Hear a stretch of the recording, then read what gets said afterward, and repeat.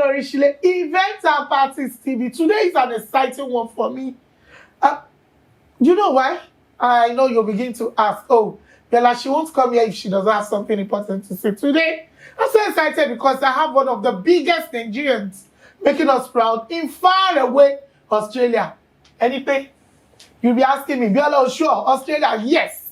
Put it on Google. I'm talking about no other person, a respected medical doctor in far away Australia. Yes, let's not be so far. We have a Nigerian who is making us proud, whose name you can put on Google, and something good, positive will pop up. Talking about Dr. Sam Osedimileyin. You saw me when I said that, Osedimileyin. You begin to ask, what is the name Osedimileyin? You're going to hear that from him. But before I say anything, I remember that in April, we posted a 50th birthday. That was a fairy tale one. Yes, everybody was beginning to ask, a shop in Australia, not Shepati. It was the talk of the town one. Yes. They did not only flew in the Olowo of our land.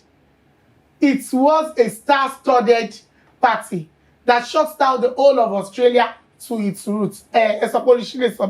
You can still go back to our Instagram page to watch the video.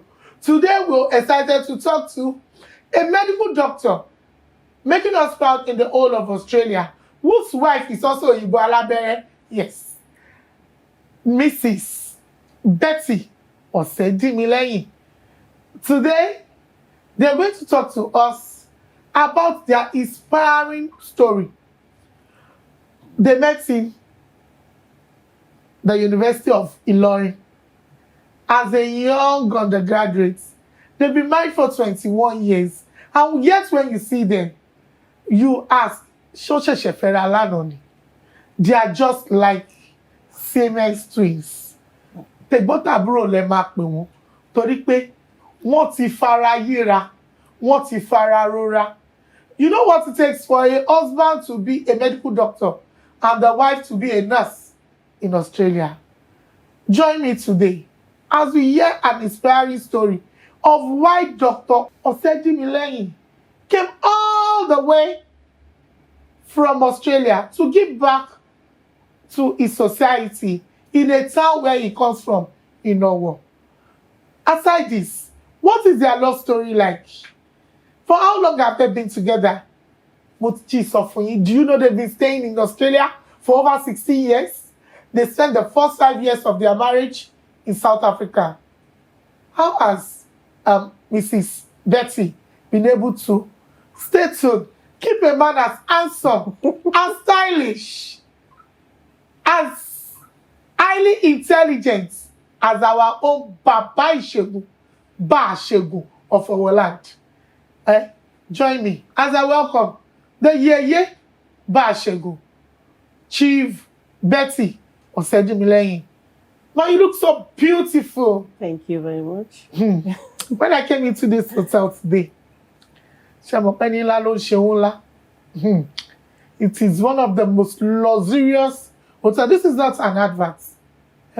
Moribalu. Top package. Ara loke ni we ma binu. Moribalu tó pọ̀. Àwọn lọ́lá ló máa ń dé síbí. Ma, it is good to have you back. Thank you very much. How was your trip? It was a long one. It was indeed very, very long. I mean, everyone do say Australia is like the far end of the world, but it's not as bad. Yeah, it was quite long, a little bit hectic, but we're glad to be home. I look at it, doctor, being a medical doctor in far away Australia. For how long have you been practicing? Thank you, madam, for taking time to be here today. We're so privileged to have someone I'm so excited to be here to talk to a medical doctor by excellence. And we happen to be one of your fans too. Wow. You're doing a great job. Thank you, I'm blushing. Thank you, ma. Thank you, sir. So, I graduated in 2001 from University of Ilorin, where I met my beautiful Yeye Bashegun. And since then, I worked briefly in Nigeria before I proceeded to South Africa. So we spent about 4.5 years in South Africa.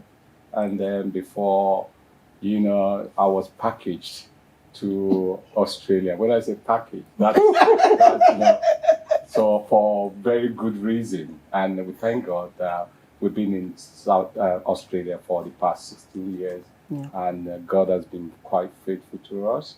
And it's been a great journey. And we're appreciative of that. So, yeah. So we've been practicing for a while. Wow. For over 21, that is over 25 years. That's about 24 years now since I graduated, yeah. So, being a medical doctor, I begin to ask, why coming home to give back to? I know you do lots of charity. When you had your birthday, you gave out, but I'm looking at it. Why? Is there a particular story that, when you still remember, you just say to yourself, no, I need to go back to where I came from? Were you born with a silver spoon? Was your upbringing so rosy that you felt, oh, I want Konjiya, I need to give back? I think I wouldn't say my story is quite spectacular. And I think this is more or less a story of an average Nigerian student doing it tough from an average home. My mom was a trader. My dad was a farmer. So you know what I mean. So wasn't born with a silver spoon. And I feel like my story might be better off than some. But I think that was sometimes while I was in the medical school, I needed to go back to school after holiday. And it unfortunately was during the August break, rainy season in August, September. We're just about to start the new section. And my dad, had a very good, produce, cocoa produce. Unfortunately, there was no sun to dry the cocoa. And Dad had to go everywhere, searching for someone to buy a cocoa that was not yet dry, fully dry. So it's really hard. It was really hard. And he got to one of the stores where he was supposed to sell it. And they said, oh, instead of buying 100 kilogram, they said, oh, we can only give you 25 kilogram worth of money. And he only needed maybe about 2 or 3 sun to dry it up, but because there was not, my dad came back home, crying. And to be honest with you, that was really shocking. I saw, and that was You are moved to tears too. Yeah, wow. My first time, seeing my dad crying. Wow. Because I was supposed to go back to school. And you were in which level then? I was in year 4 then. Oh, Bashegun. Yeah. I'm so teary. So I was supposed to He's moved to tears. Yeah, I was supposed to go back to school. And, it's worse off when you are in a university. You coming back home, and if you happen to go back to school without anything, I don't think any of your friends will forgive you because they might think you're not willing to share, some of the whatever you bring back from home with them. So, and Mama too took it upon herself. She was able to raise the money for me to go back. I think I got back to school with just 250 naira in my pocket, but I was loaded with enough gari, enough yam, enough everything, to the chili and to even bitter leaf. So I only needed to just go and buy fish to make soup. Every other thing was ready, even to the last seasoning. Yeah. So with that in mind, and I haven't been through that, when you look back, you could just reminisce on how tough it was then passing through medical school and even passing through university. And now, coupled with the fact that with the economic and the financial stress all over the world, and which is even worse in Africa. So we felt like with Paraventure, we got so many people who are in the position I was, way back, and we're moved and encouraged, to give back in our own little way for to bring some smile to their faces, And the other reason, which I always tell my wife, is the best way to teach people how to share things or how to give is to give to them. Because when someone gives you, and you receive, and the second time he can give into you in the future, if you're a sane person, you will be able to give without having that pain or the feeling the difficulty, having the difficulty of giving back. So yeah, and so many other stories also, but I think that was just more or less the turning point in my life, whereby I felt like I will do whatever it takes to support as many people as possible. This particular one you're going for, it's a very huge one. I've seen the flyers, and you also came in with some of your friends who are ready to pay homage to Olowo of Owo that they met at your 50th birthday on the Yash. And I'm like, can you go a little bit personal? You share a very strong bond with Olowo of Owo land. As Omo, look at Yeah.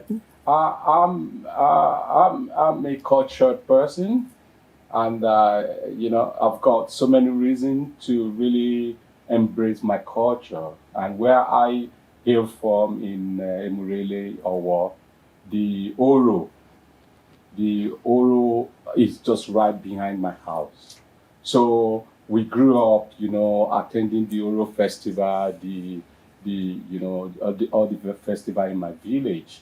And then more so, we now have the awareness of how beautiful our culture is, most especially in Australia, whereby the government is doing so much over there to preserve the Aboriginal and the Torres Strait Islanders culture.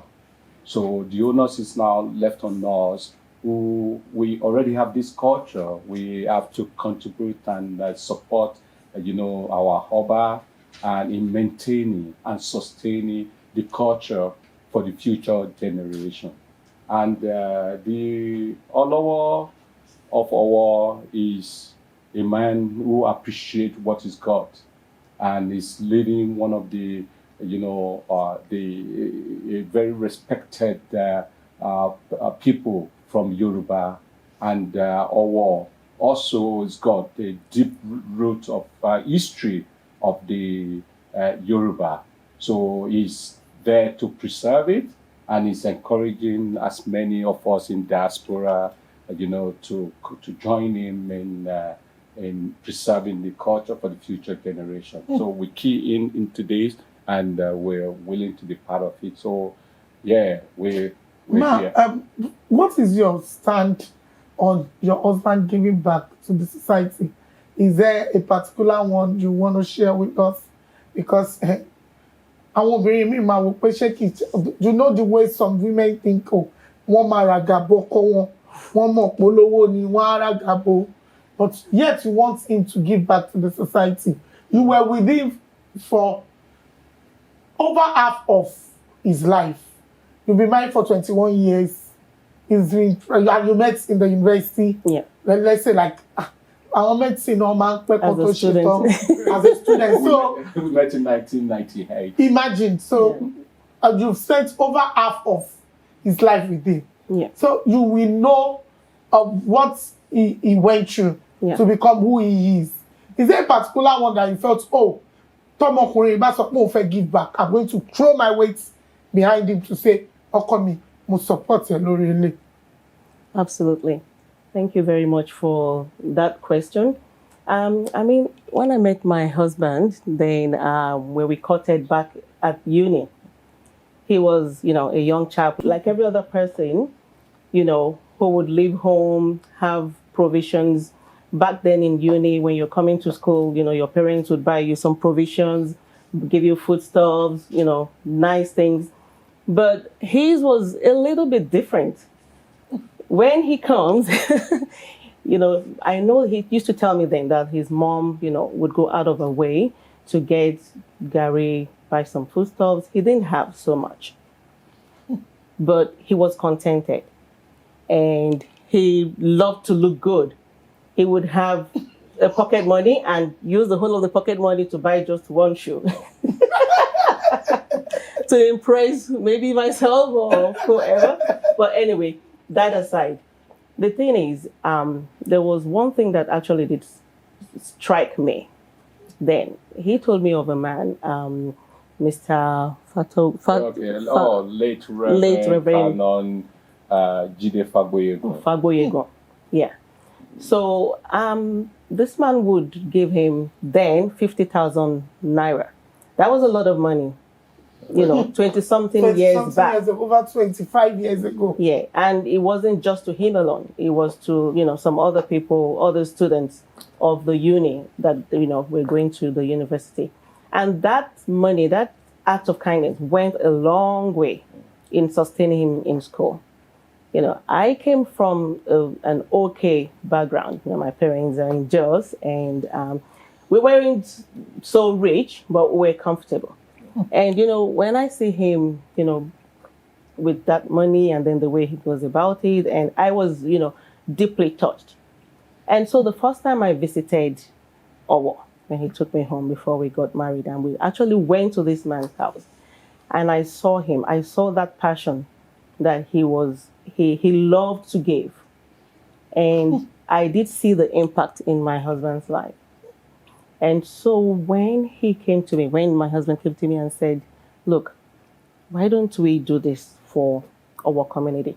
I didn't even think about it twice, because it's something that it's very dear to my heart as well.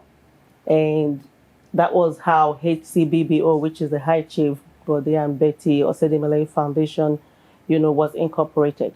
It was born out of deep passion of bridging that gap of opportunities and, the barriers of education. And we just felt it's a great thing to give back to the community, to help young people, because those are the leaders of tomorrow. Without education, it's not just about books and classroom. It's about that opportunity, that comes, and the future, building the future. And so when he mentioned it, it was a yes, yes, yes, yes for me. And that's why we're here. That's good. You are so handsome. Like I told your wife, you're fine. Thank you. You are a combination of brain, I don't want to use the word beauty, but seeing where you are today, would you have thought you would be where you are? Thank you very much for the question. I think I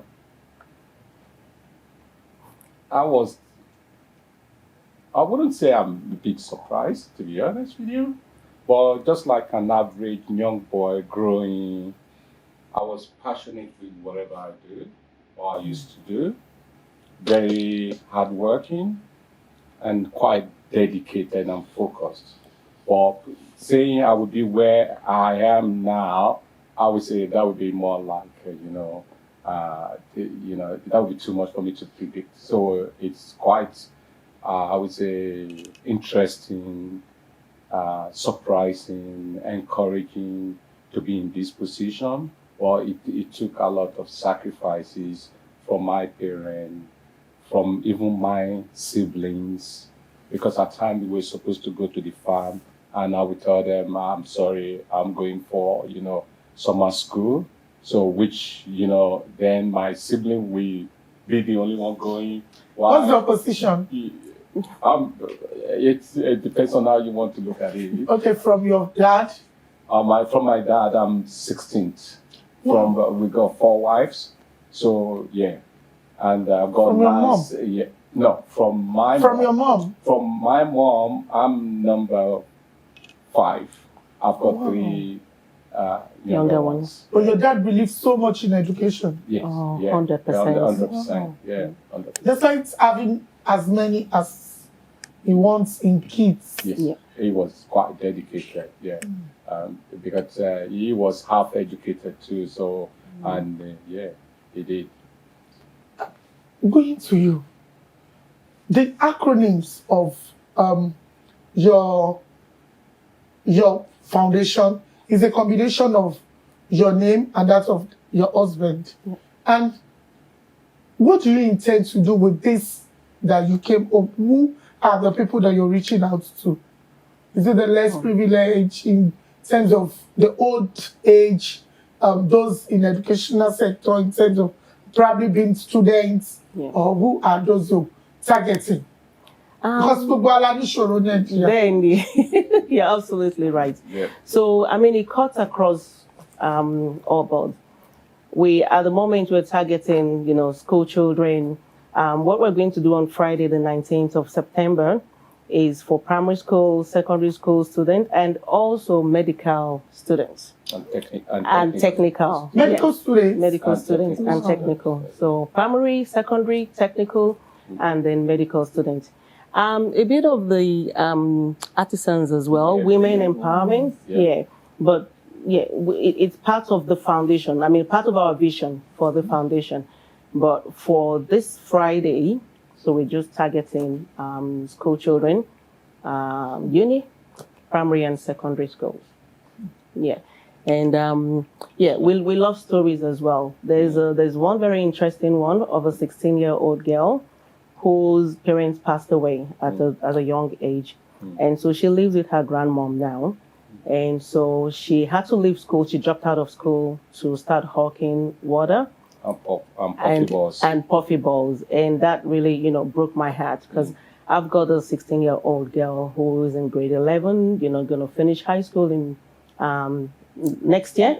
And seeing that young girl who can be something great in the future, drop out of school, so we thought, it's a great thing. What we want to do is to break that barrier of, to create that opportunity because they are future leaders.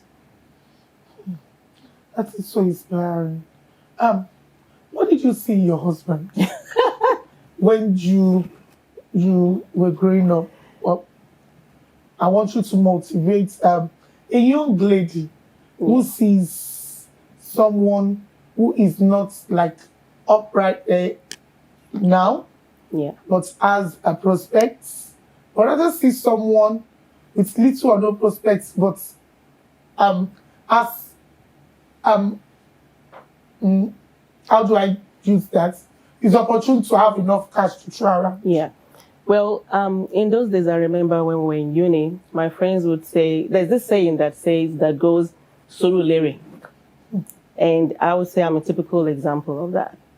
He was a medical student. Of course, I had the foresight. He's going to be a medical doctor someday. But at the time, my mates would rather end up with people who were already made. People who had money to throw around. They like to live big. But I was just contented with him as a student. I would rather we grew up together and build this world together, which is what we have done. And, how do I even put it? I think it's much better that way. It's more valuable. When I met him, of course, every young girl would like to marry a handsome man.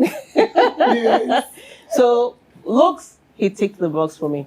But above all, he was someone that I would, if I tell him this, he's going to go, his head's going to go that way. I used to say him as like a genius.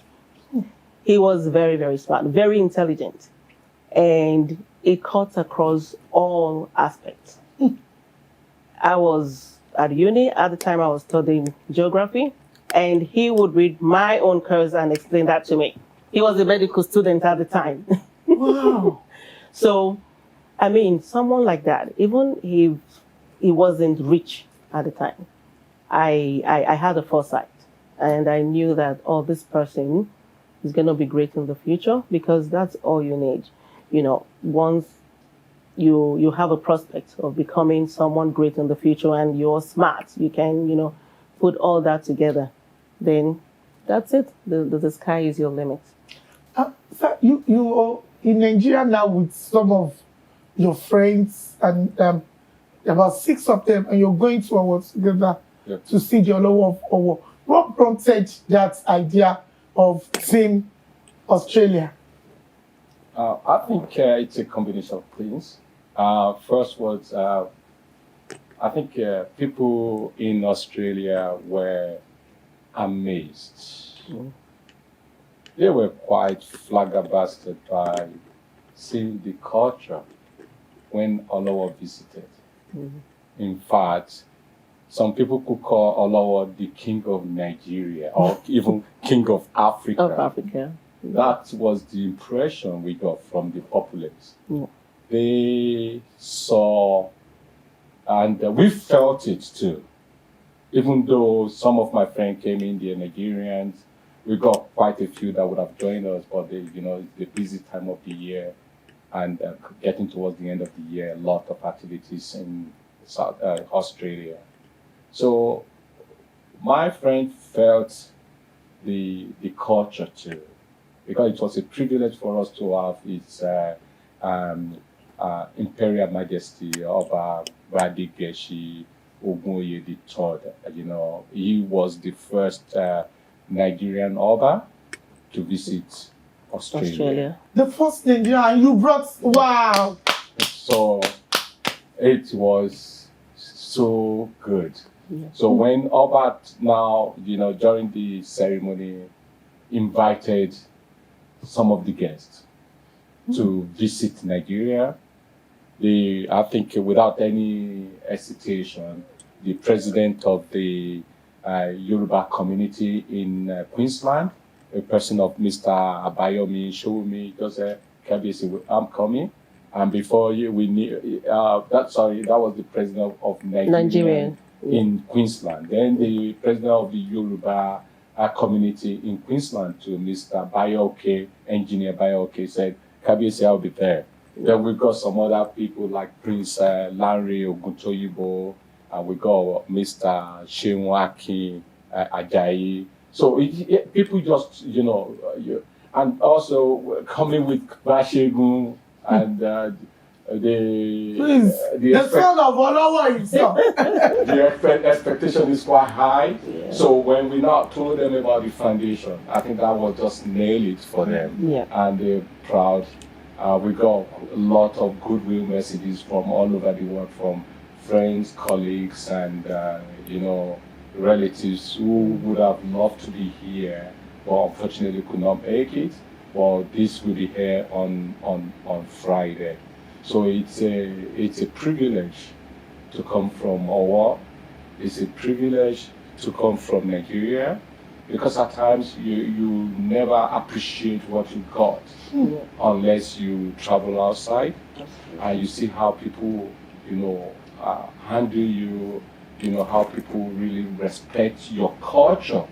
Then when you have the opportunity to come back, then you reevaluate, and which is why I'm so happy that a lot of Nigerians in diaspora are beginning to to realize how beautiful the Nigerian cultures are, and people really coming back to appreciate it. I want to go a little bit personal. What starts your wife out? Was that a major sacrifice you never told her before? What stands her out? I think it's difficult to really, pinpoint what actually stood her out. I think I've told her quite a long time. She's a very beautiful lady, which would be very difficult for a man with good eyes to just walk by without looking at her twice. The second, she was a good singer. And she knows that if I'm not a medical doctor, I'll probably be a music producer. So I appreciate and at times we have to beg her at home to say, "Mommy, can you please sing for us?" Yeah. So the other thing is coming from a Christian home, father is a reverend, mommy is a reverend too, Reverend Mrs. So I would say, the patience, and she's got all the virtues, you know. And if you're a gentleman who is really hardworking, looking for a wife, you rather go for someone who's got that patience, who's got that duty, who's got the brain, and got everything, and the respect for culture, respect for family, and she's also a great cook. So I think she took all the boxes. Ma, being a nurse, you're both in the medical field. How do you juggle the role of a mother, taking care of the home funds, still being a babe to your husband at all times? I try my best. She's also a You know you have a fashionista. Oh, it keeps me on my toes, I tell you. Really? Oh, yeah. Wow. Well, we both have the same passion. We both have the same likeness, and we do things together. We actually work together. So he's a medical doctor, I'm a registered nurse, and also a practice manager. We've got 4 clinics, and I manage the clinics. And so we work together. We are like colleagues, we are friends, and you know, husband and wife. And so it's just easy because we're friends. It's not that, you know, sometimes it's a bit rocky. Of course, you know, every marriage comes with its own challenges, but we try to weather it out. And yeah. So for how long have you been running your walk-in clinic in Australia? It's going to about 11 years now. And that was the first clinic, was And opened in yeah, about 11 11 years ago. Wow. So do you have other more? Yes, Yeah. absolutely. Wow. So like how many clinics do you have to your clinics? Yeah, we got 3 general practice clinic and 1 cosmetic clinic. So, Thank you. Thank you. We love to hear good things coming from Nigerians abroad. Thank you. Well done, Auntie Betsy. Thank you so Well much. done. Sir, you come home often, once in a while. The last time we saw you was when we came for the Bashego, the installation that you did. The next time I was supposed to see you was in April, but I was in London. I was supposed to come for your birthday. So, how do you rest? How do you rest? You have kids to attend to, you have... How do you rest? I think I rest, we try to find time to rest as much as we could. And, but, you know, when you got all these commitments, it's usually difficult to rest. I think coming home to Nigeria, it's a bit difficult to switch off initially when you get back home because you think you're missing so many things over there, you're not in charge. But once you key in, you go and to get some good street food and go to some hookahs. And then I love chatting with friends, you know, whenever I come home, you know, catching up with old friends. So You still keep your old friends? Yeah, so do, honestly, yeah. And then otherwise, we go to attend some functions together, and love watching movies when we're not doing anything, just chilling and relaxing, you know. So I think, otherwise, I think basically... The truth is, he never stops. He can't stop. You might say the rest not enough, but we're improving on it because we know how important it is. When you see a young couple, Auntie Betsy, I want this to come from a female side of a feminine side of a marriage. When you see a young couple, with just few days to tomorrow, you're going to have lots of court weddings. That is the day that is set aside mostly for court weddings and Fridays. And on Saturdays, we have the regular OMAs that people will come, tie their gala. When you see young couples, what are the basic 5 advice of a successful marriage that you're going to give to them? You are an, how do I say it? You are someone that we could say, oh, come and speak as a marriage counselor. You've been married for 21 years. You've been with your husband for over 25 years. So what are the basic 5 ingredients of a successful marriage? I think it should be both feminine and masculine. I want Let me get to that. The truth is, there's no recipe for marriage. That I must say, first of all. But there are some things that stand out, that when you apply to your marriage, they help. Number one thing is patience. Patience is a virtue that, every woman must have. Everyone, both man and woman. 2, being friends. When you're friends, things happen. Like friends fight, family members, siblings fight. But when you see couples too, of course, they've got their own challenges. But when you're friends with each other, it doesn't cut so deep. You move on very quickly. You never slip, hurt. That's number 2. Number 3. I would say, an average human being, deserve to be respected. Because at times we think it's all about food or sex or, at times it's just more than that. Yeah. You want to be respected. You want your voice to be acknowledged.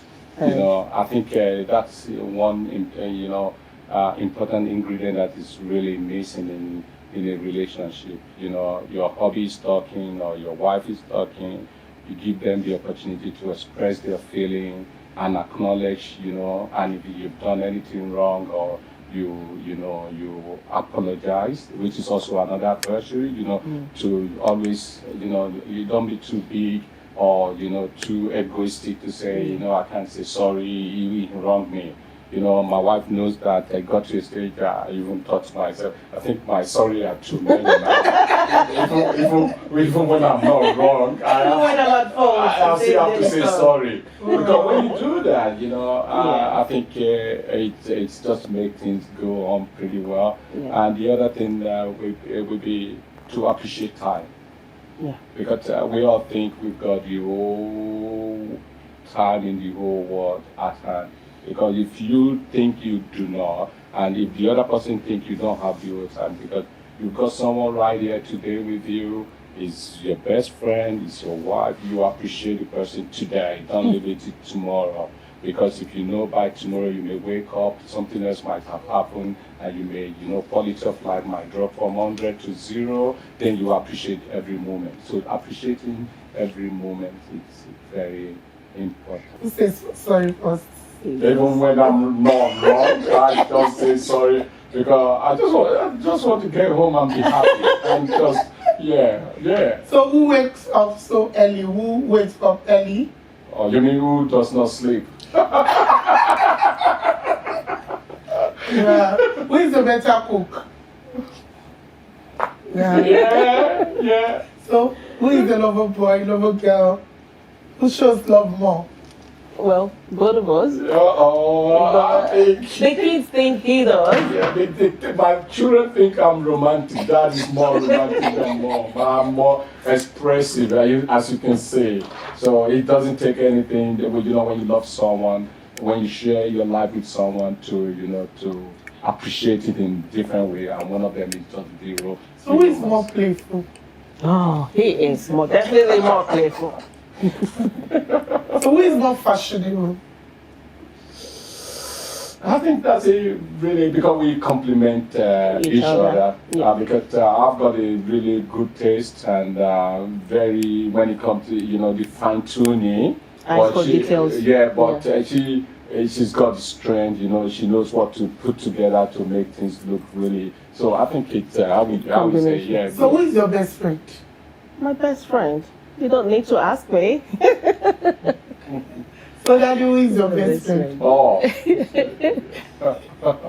I think. How do you express yourself when you're angry? I'll go with Auntie Betty. When you're angry, how does your husband know you you're should be asking angry? the opposite. Exactly. I was going to say that. Asking, can you tell me what passion he does when he's angry? So what does he do when he's angry?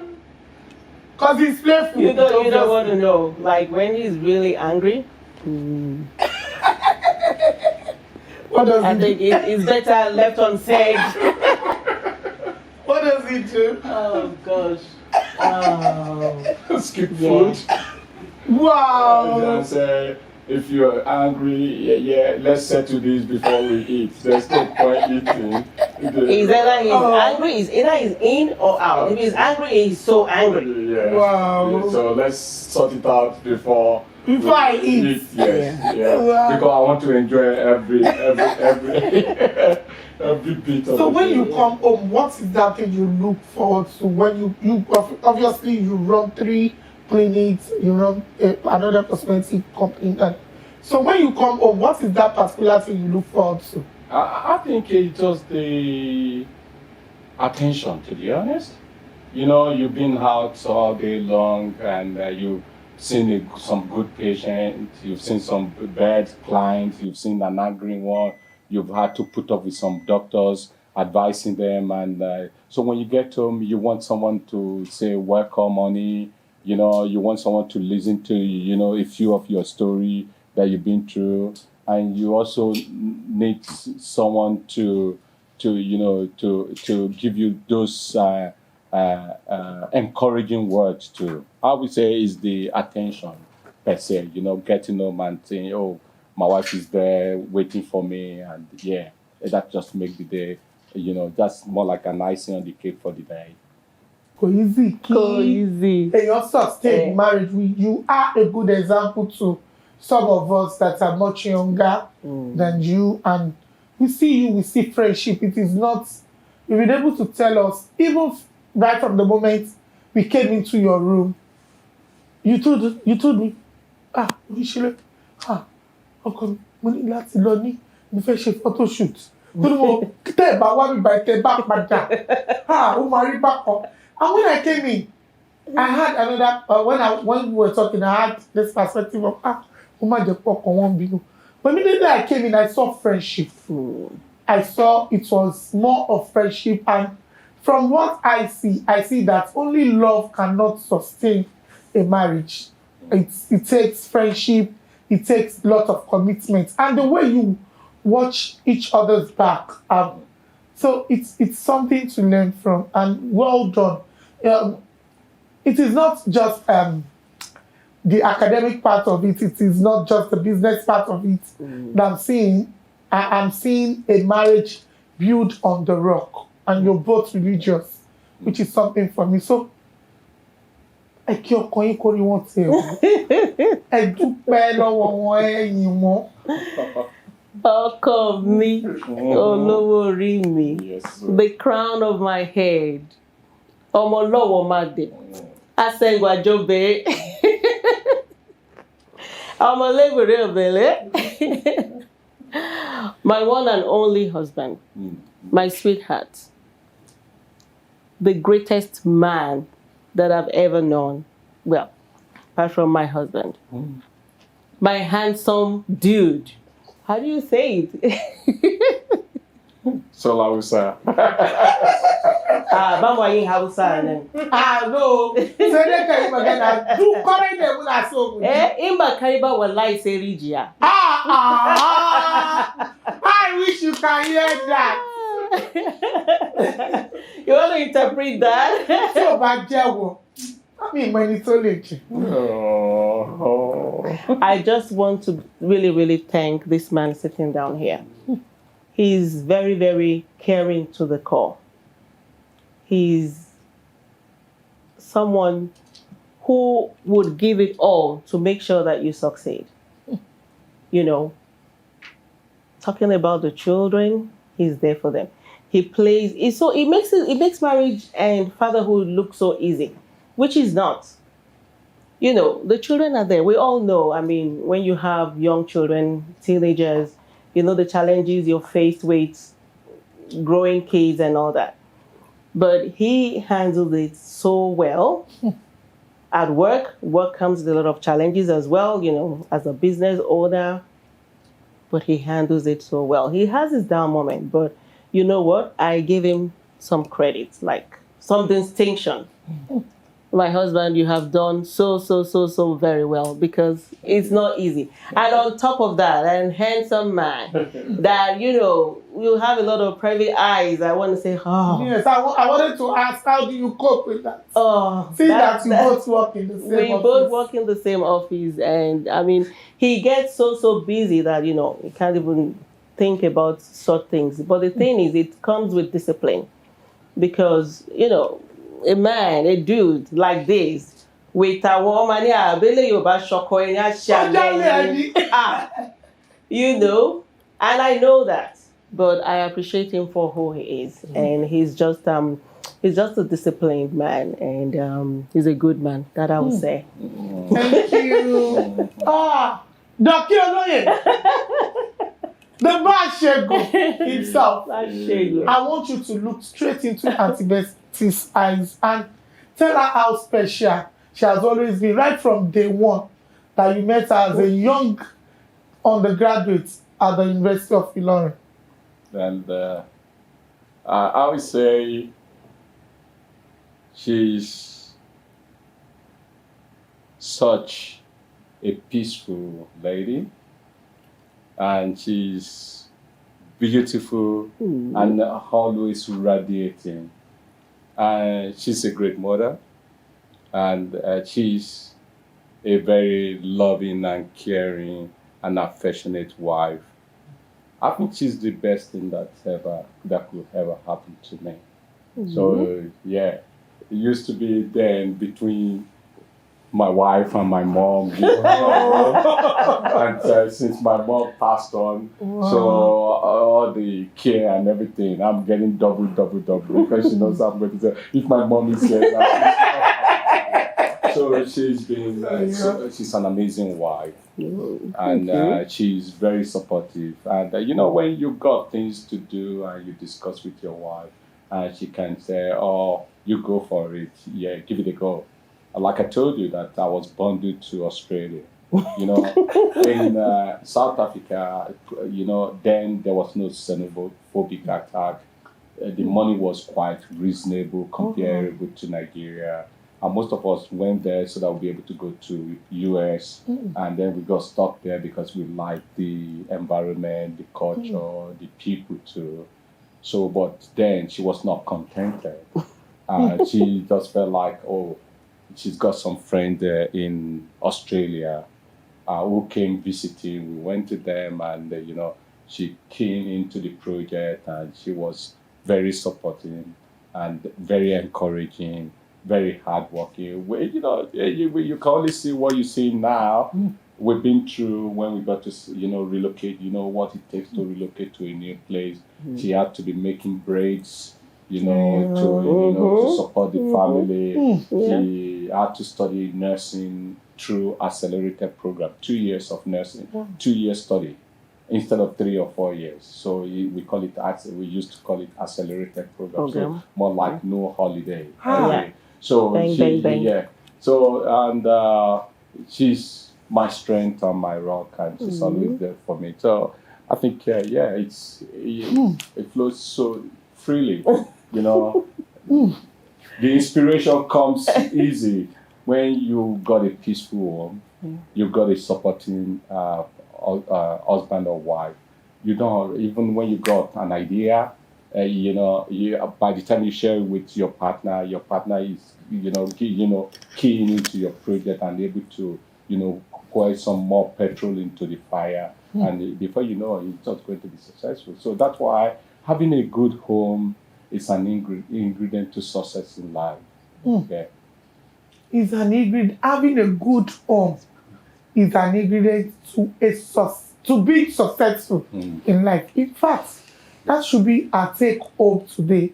In less than 2 hours I've been here, I've learned a lot from the Ọ̀sẹ̀ learning because mo ti kẹ́kọ̀ọ́ ayé, mo ti kẹ́kọ̀ọ́ ìgbéyàwó, mo ti kẹ́kọ̀ọ́ pé look for a man with prospects. Doctor has also told me that the secret of being successful is to have a successful home. Thank you so much, Doctor. Thank you for sharing this with me. We can't wait to be in our work on Friday. Yes. The team Australia. Yes. We are ready for you. Get ready. Thank you so much. Thank you for my name is I Chief Dr. Olabode Samson Osedimileyin, the Bashegun of our kingdom. And I've got my wife here, I Chief Mrs. Elizabeth Oluwatoyo Osedimileyin, the Yeye Bashegun of our kingdom. First and foremost, we love to appreciate all those people who are key into the I Chief Bode Betty Osedimileyin Foundation, all the sponsors, all my friends, home and abroad who have contributed towards the forthcoming program. We thank you so much. And we also want to thank the Team Australia, who came all the way from Australia to celebrate with us, the HCBBO Foundation, and also to pay homage to His Imperial Majesty, the Oba Badegeshi Ogunwoye III, and to share the joy of celebrating the Igogo Festival, the Festival of Love in Owo. Ẹ ṣé púpọ̀ o, a máa máa rí yín bá o, àdélébáre o, àkùnà ẹsẹ̀ èdè ló ní láàrin. ẹ̀yẹn ṣé o, àdúpọ̀wọ́ yẹn o, àríyànkábá o, àṣeyí ṣàmọ́dún o, ń lùkàlùkà wọn akárí rí báraka ṣe o, èṣù níyàwó o. Thank you very much. Thank you. Thank you.